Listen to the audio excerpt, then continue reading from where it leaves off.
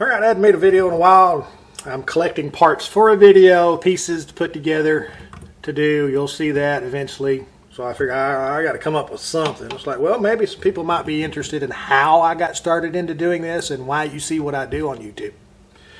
So I figured, well, how to format it. Should I do it like an interview type stuff? Should I have you guys leave questions in a video and then I answer them? But then I figured, well, most of the questions are going to end up being what I normally get, either on my YouTube channel, on Facebook, or the AK files, which would be, I've got such and such rifle, this is doing this, or that's doing that, or it won't do this, how do I fix it? Well, I don't want to answer technical questions. I was more or less of, how long have I been doing this? Well, what started all this? So that's what this video is going to be. It's going to be a bunch of jabbering. If you don't want to listen to me because my backwoods hillbilly accent, you might want to move on to another video. But if you're kind of curious how I got started in all this, well, stay tuned.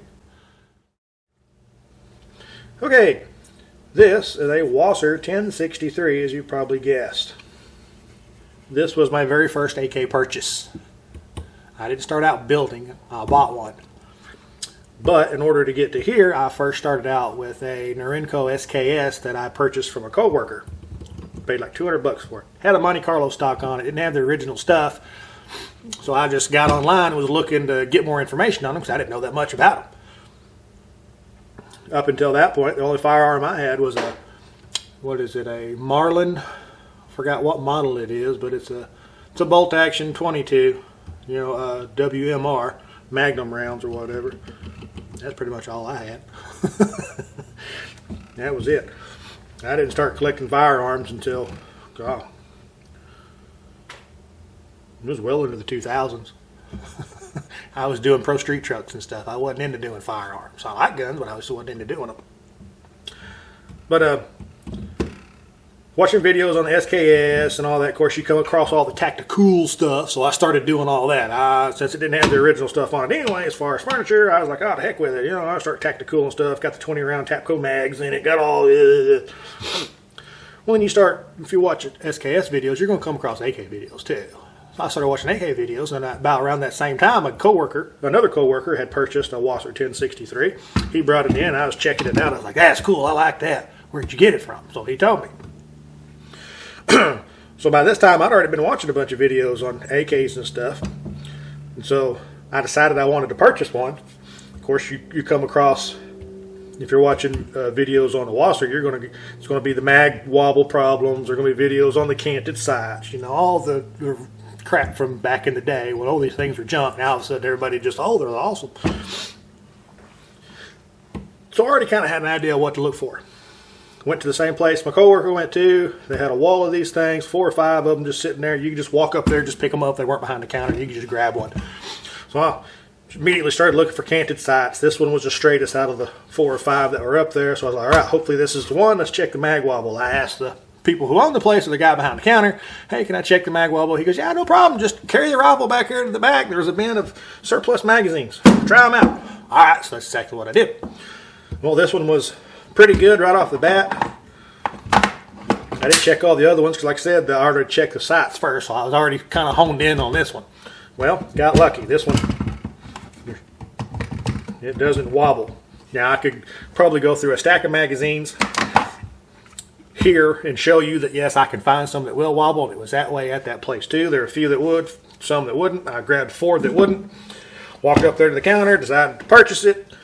The guy gave me the mags for free because he couldn't find the bayonet that was supposed to be with it. So I got 4 mags for free because it didn't come with the bayonet. He couldn't find it. He goes, I don't know where it is. Cool. Got it home, went and shot. Of course, it didn't look nothing like this. It was just wood furniture and Parkerized. It was nothing fancy, just plain old Wasser 1063. Kind of like the Wasser 10s now. It just wasn't fancy. But after shooting it a couple of times, I decided I did not like the wood stock that was so rough that it felt like somebody was literally taking sandpaper and scrubbing your cheek and your face every time you shot. So I redid the wood on it, made it all pretty, and started doing stuff like that. And well, the more videos you watch on these things, you're going to come across build videos, which is what happened. I started seeing people who were doing parts kits. I was like, wow, that's cool. But to be honest with you, I was scared to death to take this one apart. When I first got it, I popped the dust cover off of it, pulled out the bolt carrier, and I looked down in there, and the hammer spring, you know, it's two springs twisted together and wrapped around, loops over the back of the trigger, and I was like, wow, I ain't taking that apart. I'll never get it back together. Like I said, this is late 2011, early 2012. Not that long ago. But I catch on quick. I'm a fast study, is that how you say it? Or I learn quick? Anyway, started watching more videos of people building. And of course, you're going to come across stuff, you know, like I was watching the obvious ones. You got the Dark Knight builds. You got Jim's Boy 2003, Zeke Shoots. Come across Mad Metal Maniac 74. There's Metal Trooper 62. All these people had some build stuff on there, but the three main ones were the first ones, Dark Knight builds, Jim's Boy 2003, and Zeke Shoots. They had more of the build stuff, which I was kind of like, that's cool. I think I might want to try that. So I decided I'd purchase my first kit. So that's exactly what I did. Now, you may notice that there's an AK Builder sticker here. That just happened to be up here. I got it in my last thing I got from them. So, but I went to AK Builder, and that's where I purchased my first kit from. Now, obviously, like I said, this sticker didn't come from that first kit. It was just over here. It was, well, what do you know? I'll just keep it in the frame. What I purchased was, of course, it didn't look like this. It was a parts kit. It was an already headspace. This is a Polish underfolder.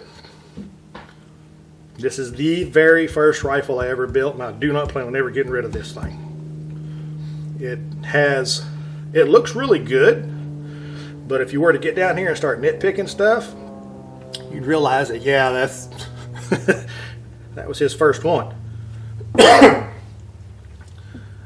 You may notice that there's really not much indentions where the spot welds are. You can just vaguely see them.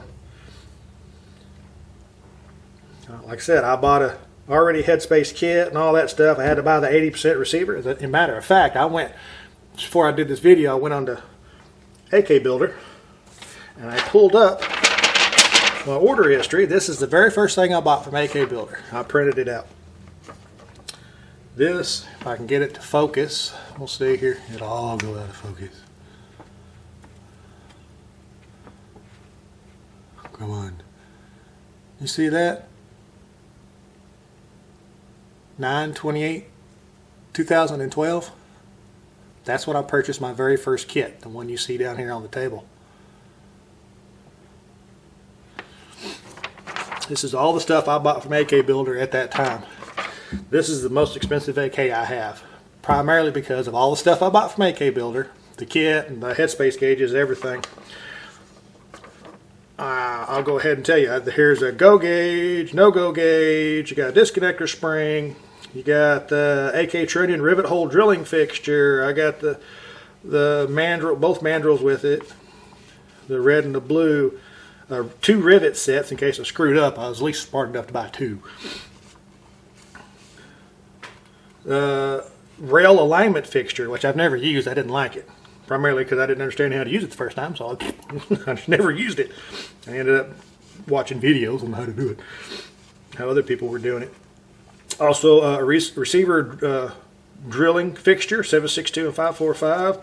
Trigger guard, rivet jig, the bent receiver, the 80% Polish receiver.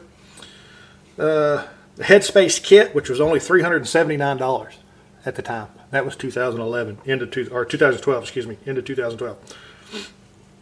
Got the chrome line barrel option, which was another $15. Got the Red Star Arms fire control group, the retaining pin plate. I got the single hook G2 or Tapco trigger, underfold, the reinforcement plate that goes underneath here that you weld in, and then surplus axis pins, which were 2. That was $804. I can get it up here to the camera. $804.98. Of course, I think it was more than that by the time you shipped it, but that's what the total here was before you shipped it. $804. But this rifle cost me over $2,200. Primarily because I'm including the cost of a 20-ton press, sandblast cabinet, 60-gallon compressor, part kit or park tank kits, you know, all that stuff, the solutions, the tanks, built my own stand, all of that stuff. There are other crap I'm probably forgetting, but it was over $2,200 for me by the time I got this thing put together. And I didn't have the black dip or anything. This is painted. I don't know if you can tell on the inside or not, but it's kind of a deep gray, charcoal, dirty gray looking color. Kind of like the, well, look at right here, the bolt, or the carrier, excuse me. That's what color I would get. I tried dipping them in motor oil. I tried to do it and use motor oil after I pulled them out of the park tank. They just go right on in there, and I couldn't get them black enough. And of course, YouTube helped. And I thought, oh, okay, I could buy the pre-dip, which is kind of like, but basically it's acid smutting or whatever, but they come out nice and black now. But this one's painted, but it's not perfect. If you get in here and really look, like I said, you don't really see any dimples or indentions where the, get it to focus here. Focus. You can do it. Or not. Okay, we won't do it then. Heck with it. Anyway, they're not, you know, really stand out like, say, a Childers or Recreator or something like that. You don't really see them a whole lot. Oh, a spot welder. That's what I bought too. That's one of the things I bought. So who knows? I have not put a lot of rounds through this because I got, you know, well, this got me hooked. I started building more and more and more and more, and I just really haven't put a whole lot of rounds through this. I may go in there and if I was to do a few thousand rounds of this, who knows? The rails might pop out of it. I don't know. Maybe they're not in there good enough. You can see them, but just barely. Anyway, you may not be able to see it, but look in there. Look how it's squished, all angled a little bit. It's down, but it's spread out weird. Both of them did that. That's because I used the Toth tool rivet jaws. That's another thing I bought.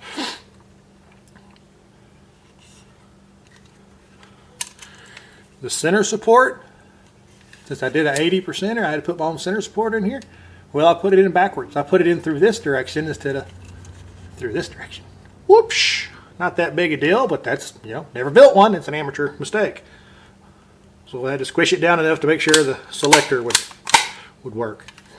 Another thing too is the rivet back here is basically flat, kind of. A bit of focus. I don't know if it will or not. It's flat, not rounded, because, well, I just smashed it against whatever I could find.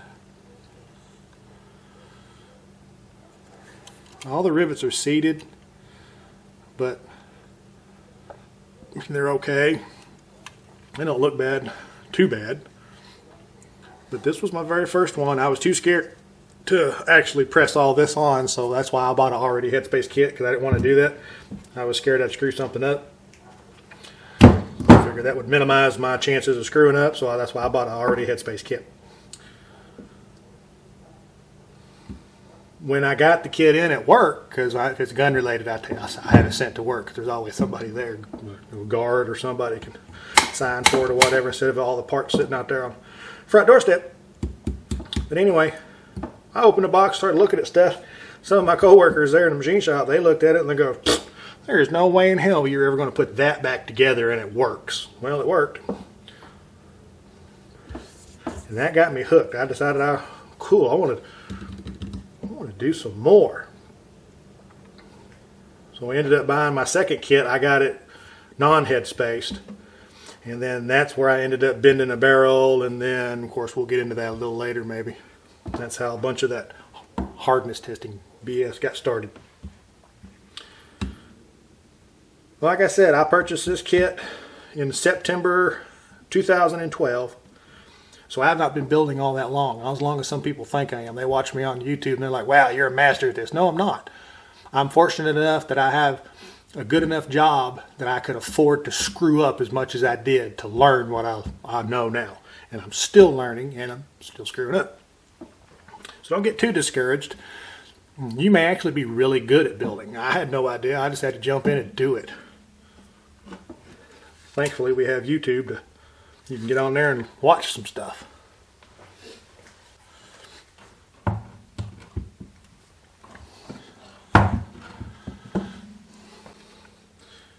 Alright, this is a rifle that I built a couple of years ago, where I've gotten better with my spot welds. You might be able to see them from up there, maybe not. Got indentions in here. Don't look anything good like a Recreator or a Childers, but you know, whatever. I ended up making my first YouTube video though after I've been building a few of these. I kept hearing about mag wobble, and it was irritating me. Why did it irritate me hearing about mag wobble? Well, the way it's described by a lot of people is because of the wasser. What I do with it, I got that thing around here somewhere. Here it is. Back to this one. No dimples.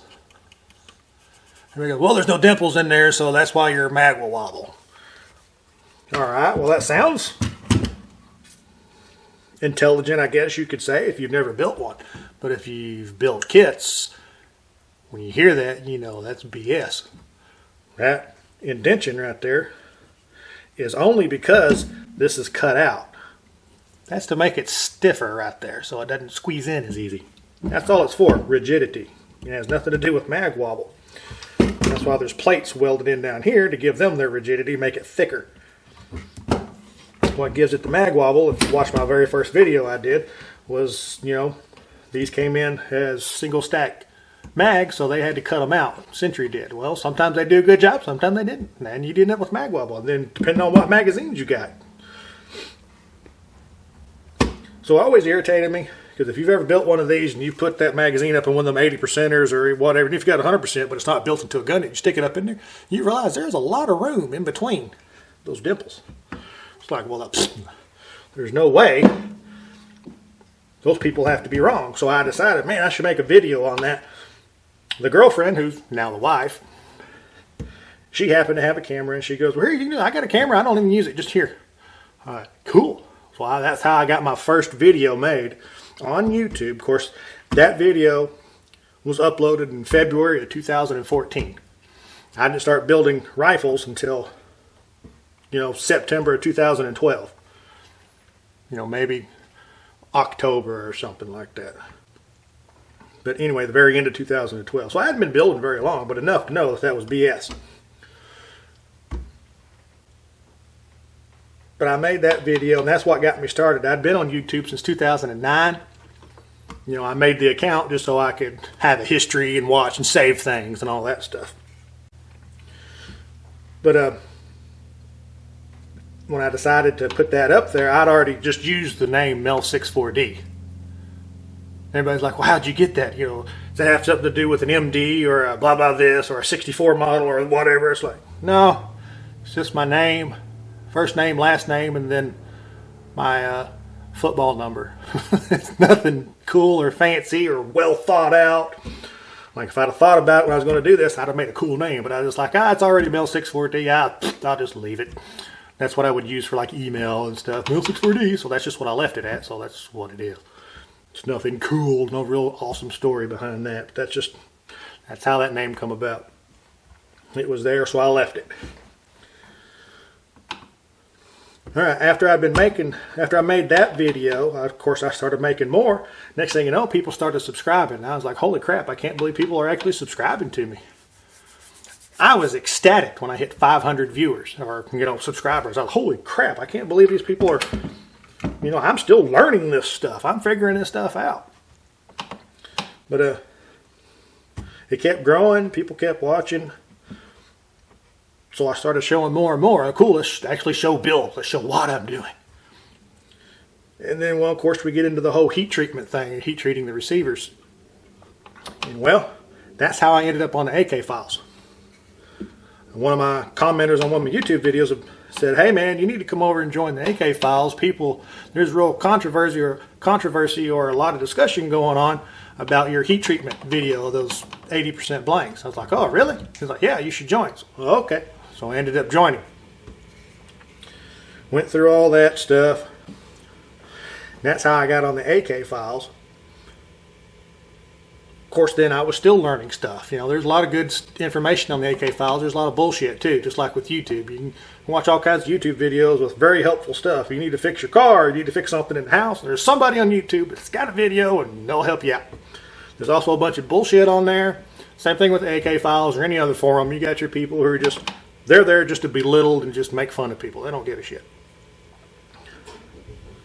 But got on there, learned a bunch of stuff, helped some people. They helped me, with information and all that.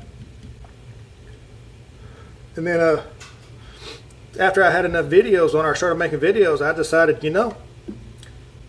that second kit that I built, my first kit was already headspaced. My second one was not. I bought one that I had to do everything on it. I had to press all the parts on, drill them and pin them and all that. And I'm more of a challenge.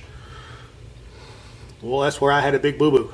I ended up bending the first barrel that it was a US made barrel, which was the ESS, and this started all this BS with the soft barrels and all that. Well, I bent it. I used the press up at work, and it's sloppier than hell. It's not, I have a Harbor Freight in the garage. I'm actually on my second one.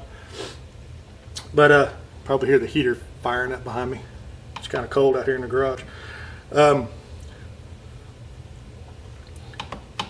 I bent it because of all the slop in there. I wasn't paying attention. I should have just waited and got home, but I guess it kind of turned out to be a good thing, maybe. Because I bent it and I was like, I knew this was going to happen. First one I tried to do this on, I totally screwed it up. I knew I would do that. I get a lot of that from my mother because she never would let me do anything because she was scared I'd screw it up. So I even to this day at 45 years old, I still lack confidence in some things. There's something about me now.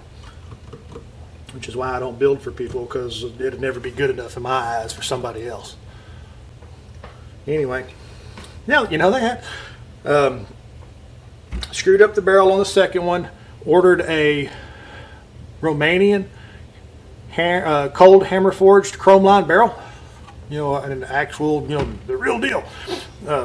Got it in. They were $150 at the time, and then it got to where you couldn't hardly find them. Of course, now you can get them again. Got it in, and I was like, man, I can't believe the other one bent. One of the coworkers goes, dude, you just throw it up on a Rockwell hardness tester just to see if there's a difference. I was like, okay, so I did that. Wow, there's a huge difference. That Romanian barrel was 22, 25, somewhere around there. It was in the mid 20s somewhere. As far as C scale goes, the C scale will start at 20 and go up. B scale before then is up to. Well, you're not supposed to go over 100. You go over 100, then you're at 97 B scale, but whatever. You got to get into C scale of 20. I won't get into all that crap with the receivers, sheet metal, and testing. Anyway, I'm going to go off on a tangent or whatever. I checked the barrel that I had bent, and it was 5. It averaged 5 Rockwell hardness, which that's not a true reading because it has to be 20 or higher to be true as far as C scale. And that's what I was tested in. That's what it was set up at. So it was way soft. So there's no telling what it actually truly is, but as far as the C scale setting, it showed 5. I was like, wow. So I thought I would make a video about, hardness testing barrels, and this is why, this is then of course that starts a whole bunch of crap on the AK files and everything, barrels that are made out of butter and ESS sucks and all that crap. I'm telling you right now that those barrels, well, I'll just keep my mouth shut. It's usually what the customer orders, and what it's spec'd at. It's either it's going to be or That's how they keep the price down, is, well, we don't care about that, just put it out there, whatever. Anyway, before I get people butt hurt.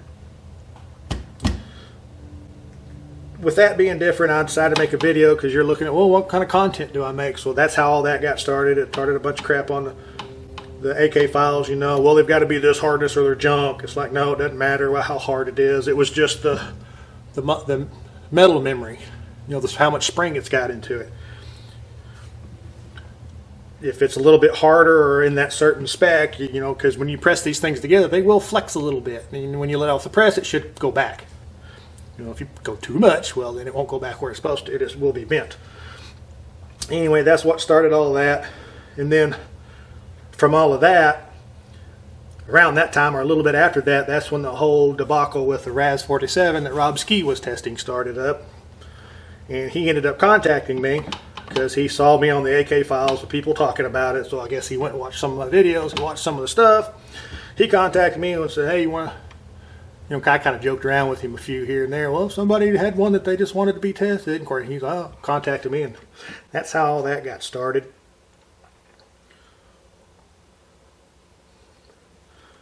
But I was going to make this video just to let people know that, hey, you know, I'm not much different than a lot of other you guys out there who are just getting started. I got started at one time too. I haven't been doing this for a real long time like some people. I mean, look, you got Zeke Shoots. He's 10 years younger than I am, and he was doing this way before I ever got into it. So he's one of the guys that I watched before I decided, well, don't want to do it. He's just doing it in his garage with some vices and some punches, doing this and that. I think I could do it, so I gave it a shot. That's one thing about building these. See, I was a little leery about building them. I ended up being actually, you know, fairly decent at it. You may be too.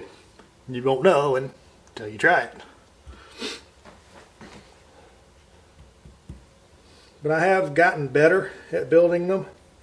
I'm still learning. I will always be learning. You know, you're not born with this knowledge.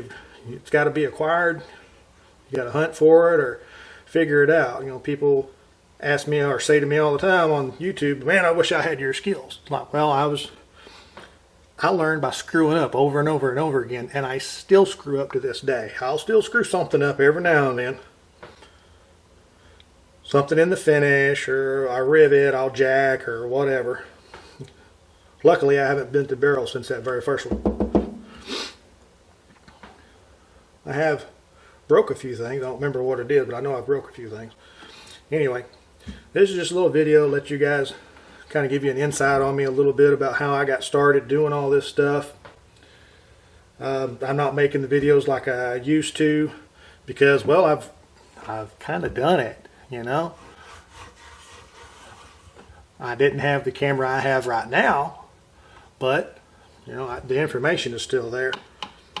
So I'm trying to do more, not necessarily this is why you should do it, this is how you should do it, listen to me, I'm on YouTube, I'm an expert. I just decided, well, I'm just more entertaining. I'm just going to play some music, show it going together, show you what I'm doing, but not necessarily explain it. Now, that doesn't mean I'm always going to do them that way. My next one, I don't know how I want to do it. I might do a combination of things, kind of like I did the Tort where I talked a little bit, then I did a little more music and showing machining or whatever, and then a little more talking. But I'm collecting parts for my next build. And to be honest with you guys, I hate filming. I hate it with a passion. I hate setting the camera up, making sure everything's going to work. Did you actually stop it from the last time, or is it still running? So next time you go to, oh, I'm going to film this part, and you click the button, now you actually just turned it off because it was running, because you're not smart enough to look at the freaking screen to see if you're still recording to begin with. And then sometimes I misspeak. I'll say something, blah, blah, blah, blah, blah, and that's wrong. Sometimes I'll catch it in editing, and I can either remove it, dub over it, or put a, you know, annotation in the bottom of it. No, this is da-da-da, you know, usually make fun of myself. I love to make fun of myself. I think it's funny. A lot of people look at me, I can't believe you're so harsh on yourself. I said, I don't know, maybe. Well, I like making fun of myself. I think it's funny. But, you know, like I said, I'll misspeak on stuff and be like, dang it, I didn't catch it. And you watch the video, or I do when I'm editing it, like 30 or 40 freaking times. Maybe that's why I don't catch it, or what. Sometimes you will. Sometimes you don't. And you upload it, and then I'll actually watch it in YouTube and be like, what the hell did I just say? Why did I say that? So I figured, well, I'll just show them going together. Love when the camera, you're looking at the screen, all of a sudden it says, filming has stopped automatically. Well, thank you. Anyway, I'm about done anyway. I ramble too much. That's another reason why I shouldn't be talking in the videos, because nobody wants to watch 30 minutes of me, you know, trying to figure out what the hell I'm trying to say. You know, I know what I'm trying to explain to people or say, but I don't always convey it to where, oh yeah, we got you. Well, it made sense to me because I understand what it is I'm trying to explain, but everybody else is looking at me like I'm speaking gibberish, which will, or hillbilly, or whatever we'll call it. But yeah, I guess I'll kind of end the video here. If there's any other questions about how I got started or why or whatever, just leave them down in the comment section. You know, I constantly get bombarded on Facebook Messenger, sometimes in YouTube, you know, well, quite a bit in YouTube, you know, private messages and stuff, and on AK files. Whoa, I got this problem, what's going on? Sometimes, I'll be honest with you, I ain't got a freaking clue, no more than you do. Maybe if the rifle was in my hands and it was doing it while I was sitting there, I might be able to figure it out. Oh, try not to burp, sorry. But I'm not much different than any of the rest of you guys. I just happen to film, show what I'm doing, and just dumb enough to put it on YouTube. But I don't want to give wrong information. And sometimes, like I said, I'll misspeak. I'll get something backwards. I'll be thinking of something else. I'm trying to explain this, and then I'll make sure this information in there, then I put that information in there, and then it gets all... then I get confused, and I don't know, because you'll notice in some of my older videos, when I'm talking, maybe even in this one, I'll pause for a second. And I don't know. I got 6 different ways I'm trying to say something. I'm not sure which direction to go in, and you say something. But anyway, that's how I got started. I'm still learning. I'll always be learning. If you're interested in building and doing your own, go for it. Try it. I mean, it's way more expensive now than it used to be, that's for sure. Like I said, I got into it late in the game too. But you never know, you might be good at it. Take a challenge from time to time. Anything else you want to know, leave a comment down in the comment section, and I'll try to get back to it if I can. Thank you.